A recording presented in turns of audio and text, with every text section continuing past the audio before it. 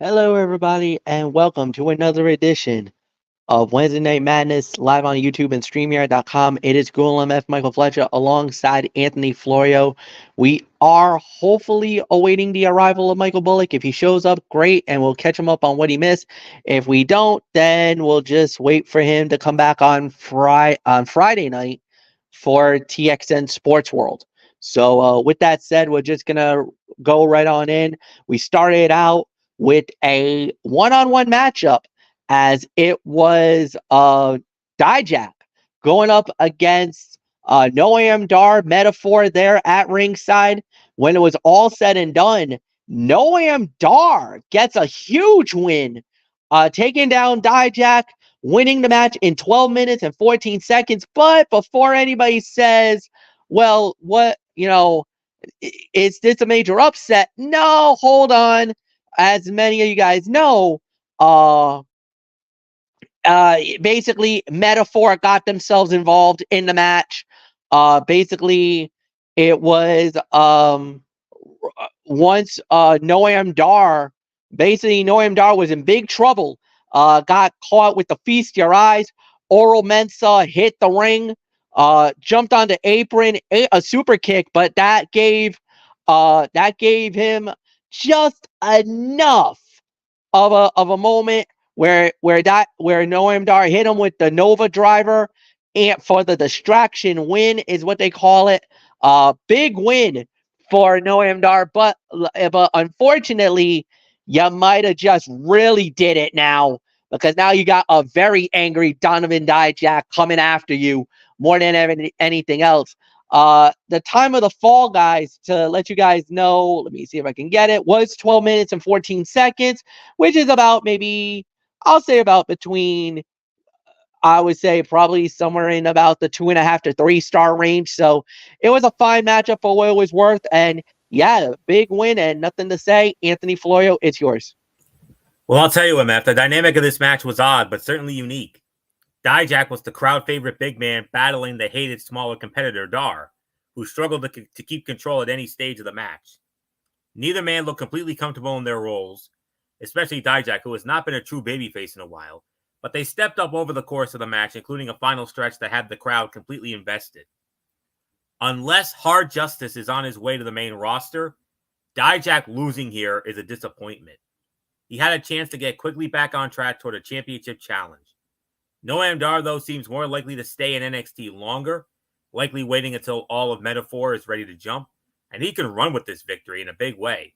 He could even set up an unconventional challenge for Obafemi if he wanted to. Dijak tossed Dar to the floor, then attempted to slam his opponent into the steel post.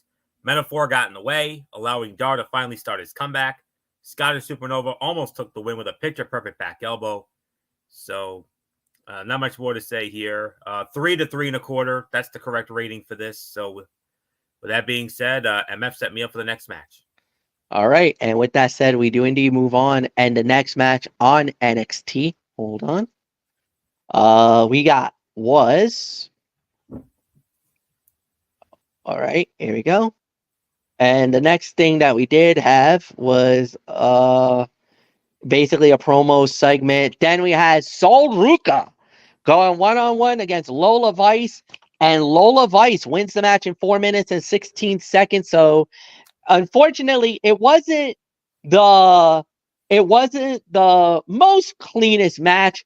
Blair Davenport ran out, caused a distraction that gave Lola the opening to win the match. So Anthony, it is yours.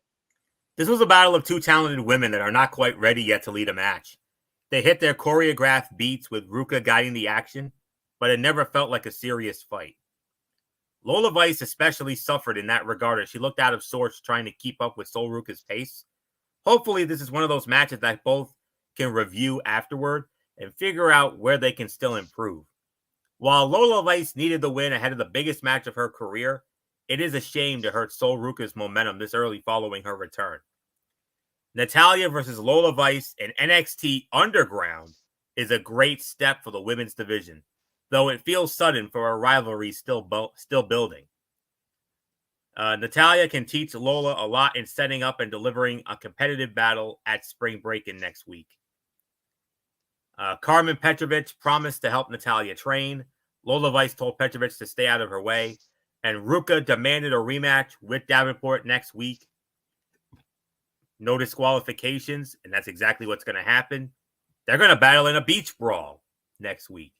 So you got two huge women's matches to look forward to as part of week one of spring breaking. So 2 stars for this effort here. So actually, I'm going to rephrase that. 1.5 to 2 for the effort. So not much more to say. MF, let's get your thoughts on this. Fair about 2. I thought they did a fine job here. It was a good match, to say the very least. So nothing more to add, and we'll just move right on along. We had was Joaquin Wild of the LWO going up against Rich Holland. Rich Holland wins the match in 3 minutes and 58 seconds. It was kind of uh, more of a showcase than anything else, and I'm not really going to say much about it than anything else. I thought they did a really good job. It was a fine match. Uh, and now we just move right on along. A lot of promo stuff, but then we had NXT champion Ilya Dragunov versus Javon Evans non-title match.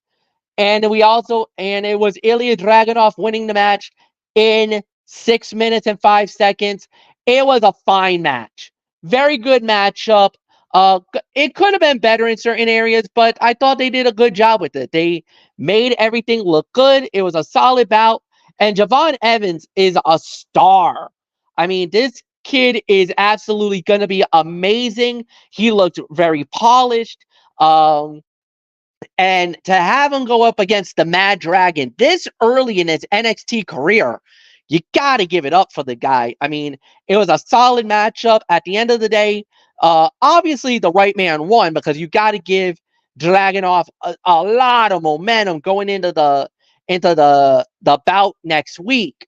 But at the end of the day, I thought they did a really good job. So solid match. I could say about 2.5, 2 to 2.5. And Anthony, it is all yours. Solid 3 stars for me. I know I'm overrating this, but I don't care. Javon Evans showed off his athleticism and heart, surviving some brutal shots from the Mad Dragon. In the end, Torpedo Moscow was too much for the young OG. There are few clearer seals of approval than putting Evans up against Dragunov in his second ever NXT match. While the young OG is far from the Mad Dragon's level, he moved up the ranks just by keeping up with him for a few competitive minutes. This was an absolute sprint and a much better showcase for Evans than his debut. The way he moves makes him look like a force in the ring that cannot be controlled. This was everything it needed to be, and the right star got this spotlight to shine. Javon Evans should be in title contention by later in the year. And Ava, this came about when General Manager Ava told the Mad Dragon that he needed to fight tonight with Trick Williams in action in the main event. Dragunov challenged anyone to step up to him, and Dragunov showed Evans respect after the battle, and rightfully so. I know I'm overrating this, but I don't give a damn. This was a 3-star match. We've lost MF for the moment, so it may have been a 6-minute match, but this was one of the most fun sprints I have seen in quite some time. And, solid 3-star battle. And, we're going to be, I think if Javon Evans keeps doing what he is doing right now, I believe in my heart of hearts that he is going to be a possible breakout star of the year contender. When we do our year-end awards, we're looking at without a doubt a young man who the sky is the limit for him, and he, as far as I'm concerned, he is going to be doing some big things, and very much looking forward to seeing what else is on the table for him. And Javon Evans, that's a name that you need to keep an eye out on, really. So, breakout star of the year contender, absolutely. I mean, he is absolutely within that range There is no ifs, ands, or buts about it. So don't be surprised if we call his name for breakout star of the year by the end of this year. So that's all there is for me to say on this. So MF, I covered for the dead air spot. So Yeah, I'm sorry. I don't know what happened. It just absolutely just froze on me, glitched out at the worst possible time. But no, that's it is what it is. We're back. We're good. So, all 3 stars. right, Sleeper three fight of the night as well. 3 star sleeper fight of the night. I gave you my thoughts about it. All right, so next up we had was Thea Hale versus Tatum Paxley.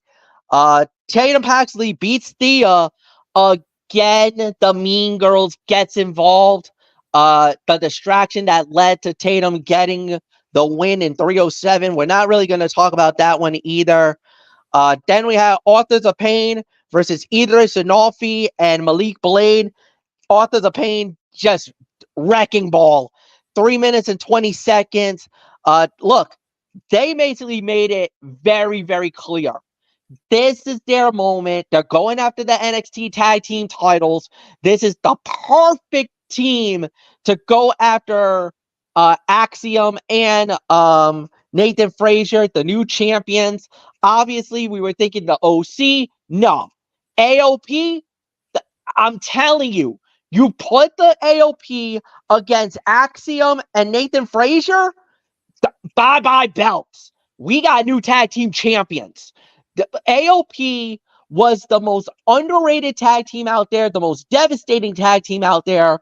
And when they were in NXT, they were one of the most feared tag teams out there, Anthony Florio. Indeed. And now Indeed. with the Final Testament on their side, with Scarlett, with Karrion Garland. Cross, and don't forget the legend himself, Mr. Paul Ellering.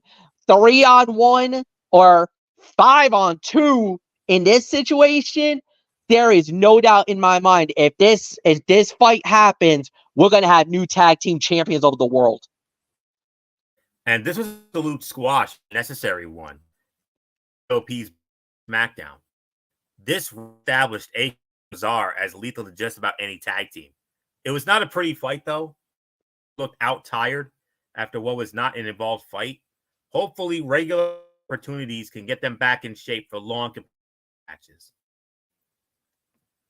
Nathan Frazier and Axiom came out to confirm after the match. If they battle for the tag team title, absolutely a champion. I love Frazier. Nobody loves those two units more than I. And I'll be a classic case of lasted. This is a big effort, because Anafe and Blade hung with it. So there isn't much more to this. So with that being said, we have a guest from Monday Night Raw in against the North American. Wait to get into this. Yeah, we had Ivar going 1-on-1 with Josh Briggs, and it was Ivar winning the match in 4 minutes and 12 seconds. A meat match, as we like to call it, Anthony. Absolutely. And more importantly, Ivar has instantly put himself in contention for the North American title.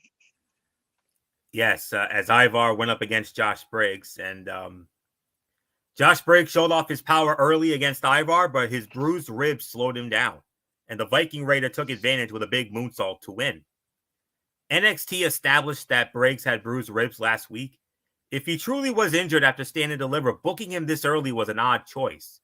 If he is actually healthy, he sold the injury well throughout. This was a fine match that was not too necessary. Ivar was already the next challenger for Obafemi, solidifying his claim by beating up an injured man. Femi versus Ivar will be fun, especially since the Viking Raider has always been an unconventional big man. It would add some meat to the Spring Break in Night 2 card. The trainer told Briggs that he was medically cleared. Ivar warned Briggs to rest up, but Briggs wanted a match with Ivar. Femi enjoying watching the carnage in the locker room. As he left, he ran over Oro Mensa of the metaphor again.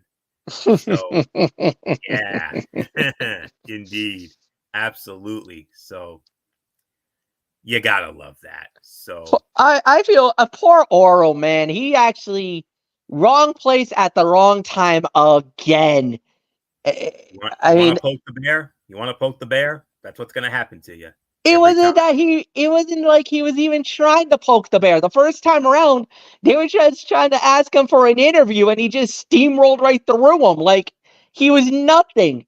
This time around, yeah, he poked the bear. Yeah. So there isn't anything else left to say. This was another 2-star effort. I would have liked to have seen a little bit more, if I'm going to be honest with you.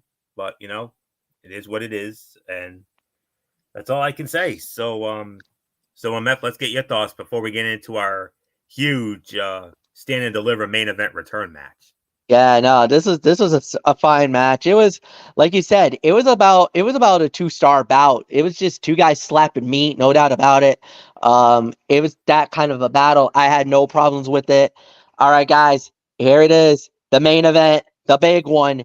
It was Trick Williams, Carmelo Hayes, locked inside a 15-foot high steel tempered cage. When it was all said and done, winner of the bout, 12 minutes and 20 seconds.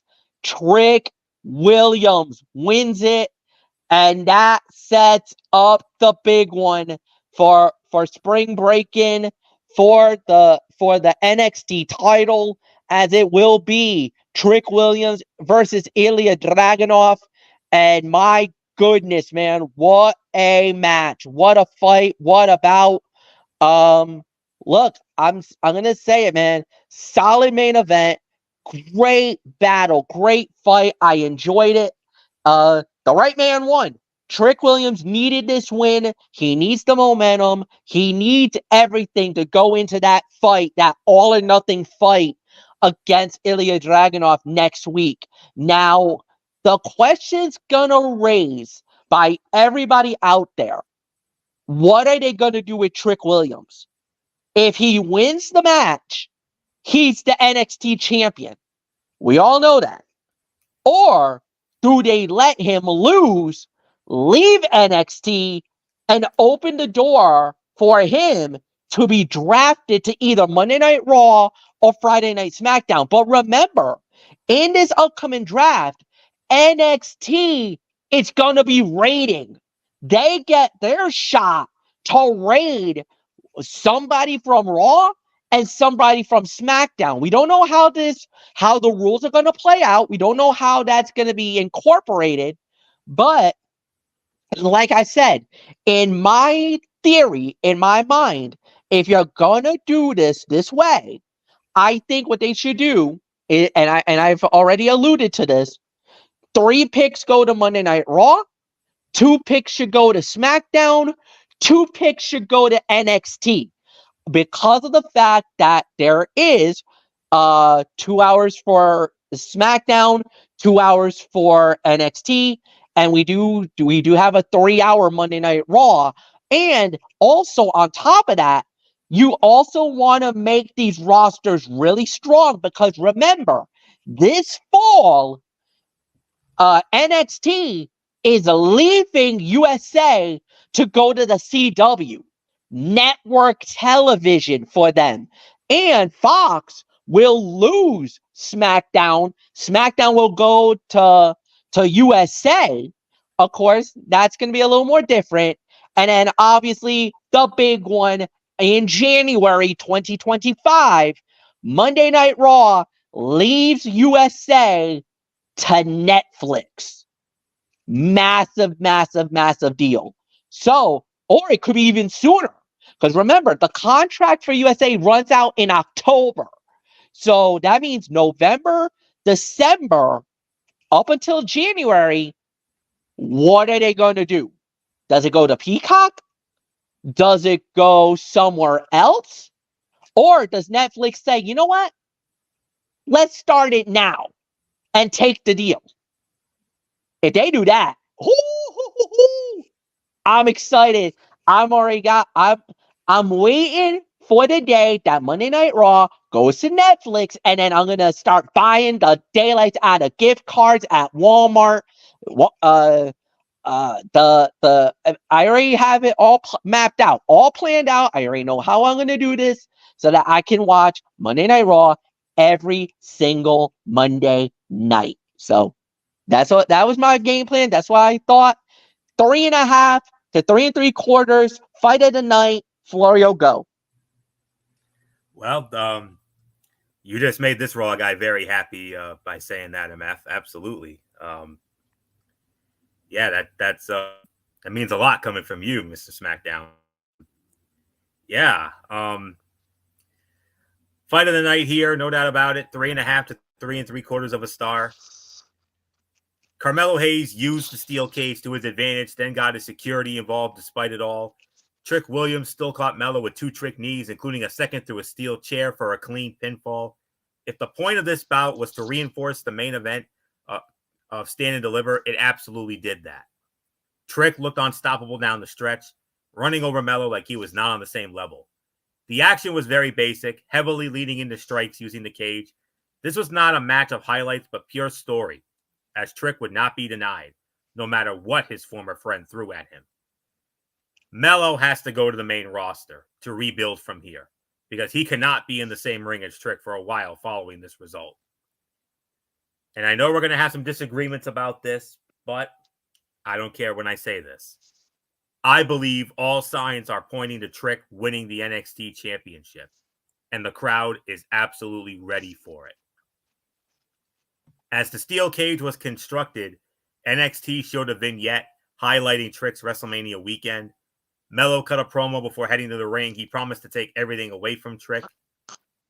Ilya Dragunov appeared on the stage to stare down Trick, who faced off with him atop the steel cage. So 3.5, 3 3/4 of a star. Fight of the night for me. So overall,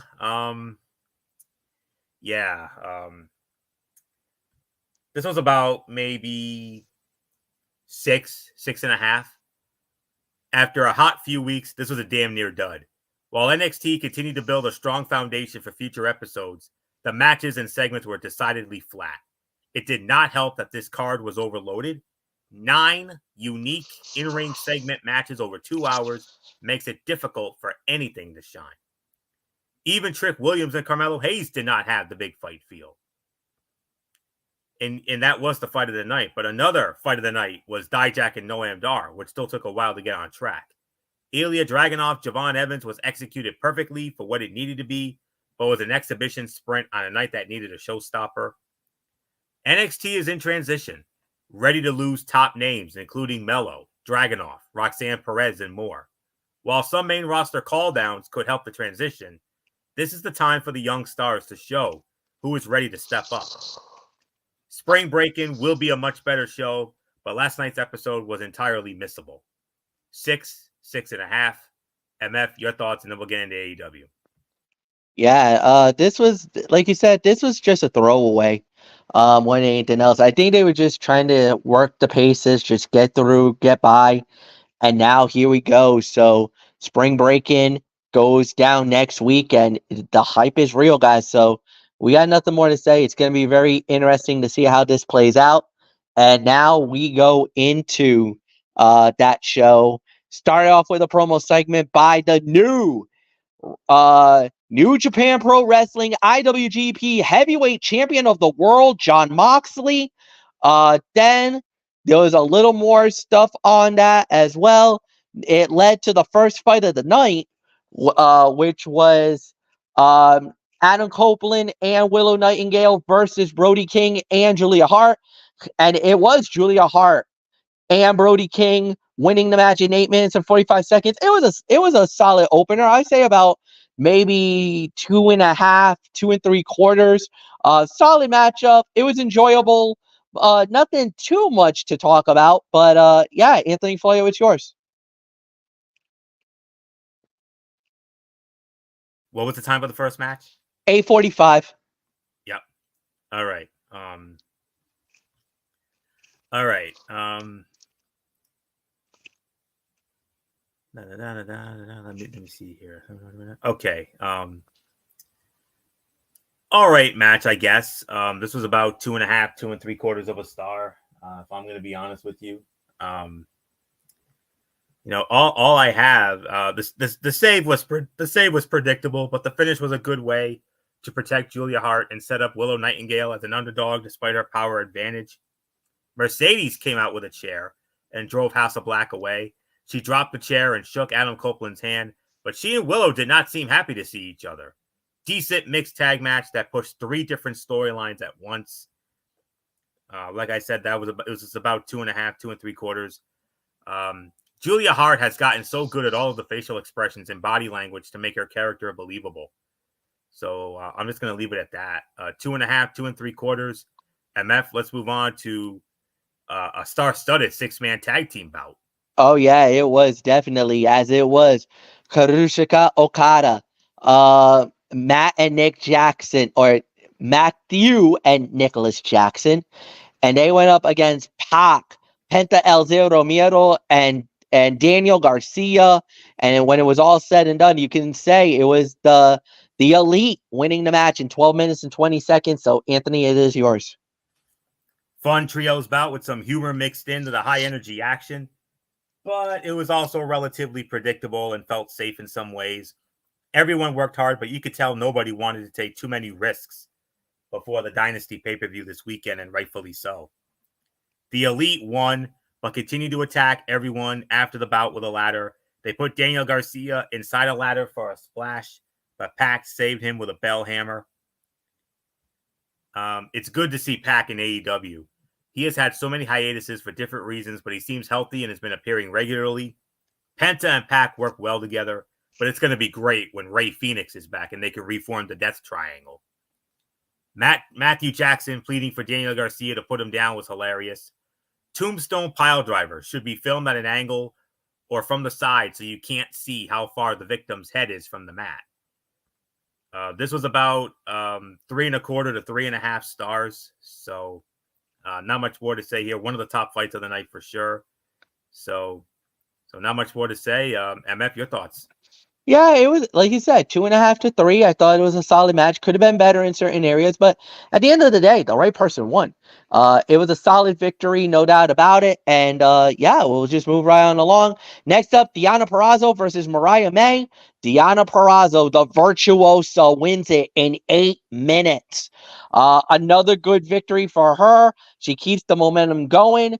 And obviously, there was a little bit of some extracurriculars after the match, but at the end of the day, the right person won. Deonna stays hot with her big victory, no doubt about it. And Anthony Florio, it is yours. Indeed. 2.5, 2 3/4 of a star. When your first 2 matches start with mayhem, it can sometimes be difficult for the next bout to begin in a more traditional way. Mariah May and Deonna Purrazzo worked a good match that got some solid reactions from the crowd, but may have been received better had it been the opening match. Aside from one clear mistake, they did some decent work.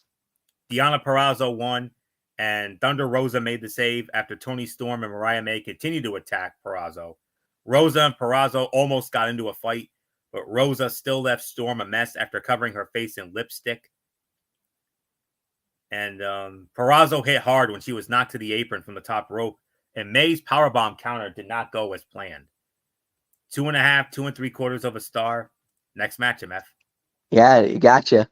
All right, so here we go. The next matchup on this fight card, Orange Cassidy versus Shane Taylor. Orange Cassidy winning the match in roughly 8 minutes. Anthony, it's yours. 2.5, 2 3/4 once again. This was the usual OC match. He was dominated for a long time and occasionally made brief comebacks to pop the crowd. Shane Taylor played a great opponent who physically overpowered Orange Cassidy in every way. After a few close calls, Cassidy won with an orange punch. STP attacked Cassidy, and Anthony Ogogo knocked him down with one shot to the body. Trent Beretta ended up stopping Matt Sydal and Christopher Daniels from helping Orange Cassidy. If I'm going to be honest with you, this was a pretty forgettable bout, but the way it furthered OC and Trent Beretta's feud was effective. And Taylor's trash talk is second to none. 2.5, 2 3/4 of a star. MF go. Yeah, agreed. 2.5 to 2 3/4 of a star. Solid matchup. Great fight. Um, there's really nothing more to add. It was just fine for what it was worth. The main event of the in-ring action we had was Will Ospreay versus Claudio Castagnoli. Will Ospreay winning the match in 14 minutes and 30 seconds. Fight of the night. Absolute masterclass. This was easily 4 for me. This Yes. was a great battle, great fight, great wrestling psychology, and you got 2 European badasses. When you got Claudio Castagnoli and you got Will Ospreay, this was a fight that Mr. William Regal would have loved. This is that smash mouth, bruising, in your face, European type fight. Uppercuts galore, stiff shots. This is a brand of wrestling you don't necessarily see in the United States, but there's different type of style. In Japan, they call it strong style wrestling. That's Nakamura. That is guys like Shibata, Tatsuya Naito, Hiroshi Tanahashi from the New Japan era. And when you get those type of bruising, in your face, hard, stiff hits, and then you got the Euros, the European style, from the English, the British style, which is really more uppercuts, stiff punches. You like guys that are like, it's not technical, it's not high flying, it's just brawl out in your face. I'll smack you in the mouth and you smack me right back. That's exactly what that type of fight was, and this is exactly what we saw. It was very unique, very innovative, and on top of that, when you got Claudio Castagnoli and you got Will Ospreay in the ring together, oh my God, you are in for a treat, and that's exactly what you got. So nothing more to say. 4 for me. Anthony, go. 100% agree. Fight of the night. Let me tell you, MF. You notice Claudio exploded out of the gate and took Ospreay down for a quick 2 count as soon as the match started. The aerial assassin tried to hit a hurricanrana, but the powerhouse caught him and hit a backbreaker. These are 2 of AEW's most versatile performers, but for different reasons. Both guys are quick, strong, and technically sound, but Will Ospreay has superhuman agility, while Claudio Castagnoli has superhuman strength. This was a highly competitive exchange, even with a big pay-per-view showdown on Sunday against Bryan Danielson. It never felt like Will Ospreay was playing it safe, even though he was not flying over the top rope all the time. Despite a predictable outcome with Ospreay scoring the win, this was a fantastic way to end the in-ring action on the show. Powerhouse Hobbs, Kyle Fletcher, and Konosuke Takeshita attacked Claudio, but Ospreay looked on in confusion. The new IWGP Heavyweight Champion Jon Moxley arrived from the crowd and went right for Hobbs. Ospreay yelled at the Don Callis family before storming off, while Mox and Claudio stood tall. Ospreay has looked so happy during every AEW entrance. He's clearly having a ball.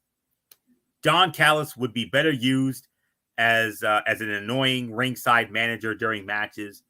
He doesn't add much to the commentary like he did, when he was in TNA, when he was working with Josh Matthews. He added a lot there, but nowadays, not so much. How can you not be impressed by a man catching someone who is the same size as him in midair? And the way Claudio kicked out of the hurricanrana counter looked great. Will Ospreay didn't look like he allowed him to get out. It looked like a real struggle to kick out. Solid 4 stars. Fight of the night, no doubt about it. You knew it would be going in. And there isn't anything else left to say except MF. We have one last order of business. One final sell for the Dynasty main event. And that was, it was a little bit of it was between Swerve Strickland and Samoa Joe. So, Anthony, give me your thoughts. What did you think about it? Well, Swerve Strickland came out right after the show, would usually go off the air, but TBS aired him calling out Samoa Joe for a fight. The champ arrived and a brawl ensued. Joe hit a muscle buster to win the exchange and ended the show holding up his title. And, well, Joe stood tall, MF. I'm telling you, Yeah, I think we all know what this I means. think, yeah, yep, most definitely now. I believe Sunday night. I'm going to save you all. I'm going to, I'm going to give you a little spoiler when it comes to the show we do on Saturday night, which is a must do because we have the pay per view the night after. Um, we're going to be previewing this pay per view on Sunday, and I'm going to give you a little spoiler right now. Swerve Strickland is about to make history, ladies and gentlemen. Swerve Strickland is about to become, in my opinion, I believe he is going to become the first African American AEW World Heavyweight Champion. Mm. Joe stood tall, and booking 101. Whoever stands tall, 9 times out of 10, usually loses. And Joe's had a decent run. Joe's had a decent run with the title. So I think it's about time we crown a new champion, and a new champion that, the people will obviously get behind. I mean, obviously, just like with Cody Rhodes in the WWE, now Swerve, it will truly be his house come Sunday Yeah, night. So great way to close it out. Great final sell, and MF, like I said, Swerve, Joe stood tall. Swerve's making history Sunday night. yeah, we'll wait and see how it plays out. But yeah, exactly. Great way to close it out. Good way to close the show. It's gonna be history. We're gonna see it, but we'll see how it plays out. Well done. Great way to close the show. I really got nothing more to add here. So overall review, I thought it was a solid show. I think it was a lot more focused than it was. It was a lot more focused, and they really kind of gave us that good, vibe. Because, like we said, last week they really, really, really messed it up. But they kind of, did not do anything that was foolish this time around. We weren't looking for the shenanigans like we did the first time around. So no, I think they did a really good job with it. So nothing more to add. This was at least a 7.5 show. Anthony, it's yours. I agree. I told you they needed a bounce back after that disaster of a week ago, which had everybody which had everybody in the IWC Coming with heavy artillery at them. the tiki torches and the pitchforks. One guy on YouTube in particular who unleashed more hell than anybody, and he spoke on behalf of all of us. So when I say that, anyways, being the final Dynamite before Sunday's pay-per-view meant this show had to push several feuds and feature action good enough for the fans in attendance to feel satisfied with the tickets they bought. None of the matches were bad in any way, but the only one even close to standing out for the right reasons was the main event. Will Ospreay and Claudio Castagnoli are once-in-a-generation talents, so getting to see them fight in a random match on a weekly TV show somehow felt more important than usual. We all knew how it would end due to Will Ospreay being the one with a match this weekend, but everything from bell to bell was as entertaining as you could want. Dynasty, I'll tell you what, Dynasty has a lineup capable of delivering a great pay-per-view. Let's hope we get a couple of surprises on Sunday night to make the first edition of this event memorable. This was, I'm actually going to give it a solid 8 out of 10 for this. So yeah, very good go home, and I'm definitely looking forward to the pay-per-view on Sunday. So not much more to say, MF, unless there's any other business. Let's call it. Well, unfortunately, we don't have any of the business right now. We do got a little bit of a Bulls Corner update we want to give you guys. For all you Chicago Bulls fan, this is the play-in game against the Atlanta Hawks, currently in the third quarter. The Chicago Bulls are up 93-85 on Atlanta. If they win that game, they do advance to face the Miami Heat. The Miami Heat was the loser tonight against the Philadelphia 76ers. That game would be on Friday night at 7 o'clock Eastern.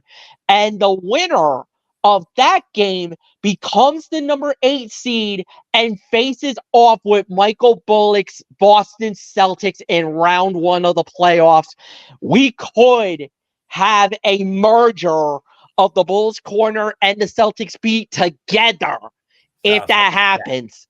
Uh, Celtics and chat. that would be the first time under this banner we would actually get to do it under the TXN Sports World banner, because I do believe during the other era there was one round where the Bulls and the Celtics went at it, and it was by far one of the greatest first round matches of all time between the Absolutely. Bulls and the Celtics. Indeed. And we'll have to keep an eye on it. But yes, this would be huge if that were to happen. I mean, in the Stanley Cup playoffs, MF, our Rangers came this close to going up against the Detroit Red Wings. I know.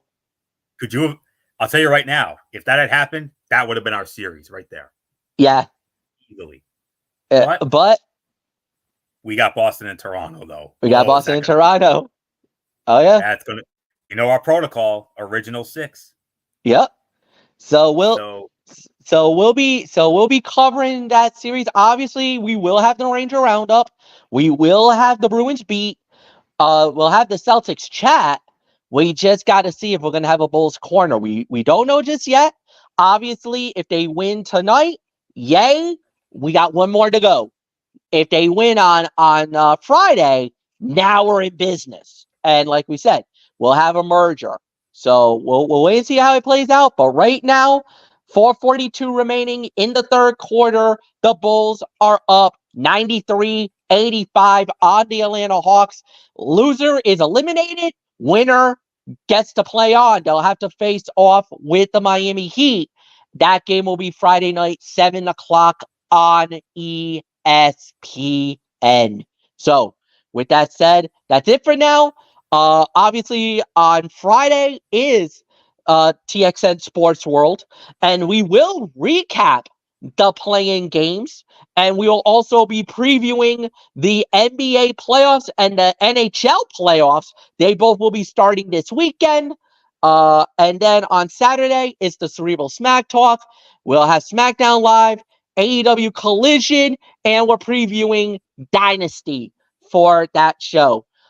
Then on Monday, we do it all over again with Ridiculously Raw. Wednesday Night Madness, we'll have the recap for Dynasty along with NXT Spring Breakin' and AEW Dynamite, the fallout from Dynasty as well. So that's our plan. That's our course of action. That's what we got coming up.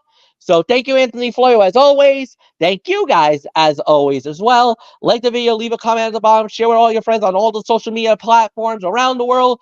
Be a friend, tell a friend, say something nice. You might actually change their life. Have a good night, everybody. And until then, we will see you all on Friday night for TXN Sports World. Goodbye.